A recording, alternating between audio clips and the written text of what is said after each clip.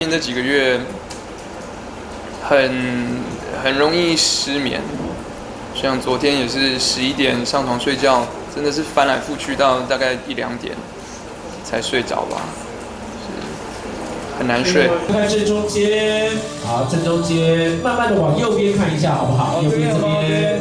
好，我们再回到左手边。中间遇到的困难，最困难的应该是录我猫的声音吧，因为猫很不受控。然后我其中有一只猫，其中2只是很喜欢讲话的，但是第3只就是比较害羞，所以就要一直拿着手机在它旁边晃来晃去，等着它叫那样子。对，这应该是最困难的。你会跟他们讲话？会啊，就是，但他们我不知道他们听不听得懂啊，但他们讲的我听不懂。有试过，觉得去按摩啊，去运动，然后也有去看中医，吃一些中药，有比较好一些，但最近中药吃完了，所以我想应该是这个原因吧。之前是有讨论啊，因为我就说那一定会被问嘛，因为我是公众人物，那我们要怎么讲这件事情？那大概就是那样啊，我觉得也就可以跟大家，我知道大家都会很关心，然后很好奇，这没有办法，但是很多细节当然还是就是因为是2个人的事情，我觉得还是留给我们2个。当然我们还是可以跟大家交代说，那目前就是我们是分开这样子。就是会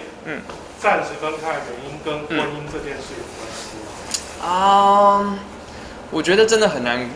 难说是什么原因啊，因为在一起很久，我不知道现场有没有就是也是在一起很久的人，很多时候很多的问题都是累积啦，就是不同的小的原因累积在一起。可是你有讨论到，就是你有想过结婚这件事？这种绝对是会讨论的啊，对啊，但就是原因很多啦，原因很多。家人有没有特别的关心这件事情？有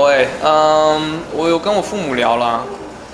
这蛮妙的，因为我就跟他们说，好像我身边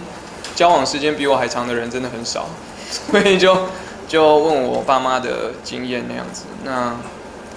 然后也发现说，其实真的，因为我一直觉得我父母是很美满幸福的婚姻，当然也不是说他们有裂痕，而是说每一段关系真的都有他们的课题跟挑战啊，对啊。那听完以后就觉得说，好，那可能这就是我们必须要面对的东西。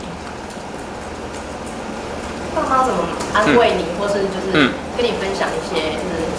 是交往的经验？我爸妈就是。反正新闻出来的时候，他们有传，我们有个家庭的群组，他就说这个时候我们就需要一个 group hug， 然后我们就是线上的 group hug， 那样子，就是给彼此一点支持跟鼓励那样子。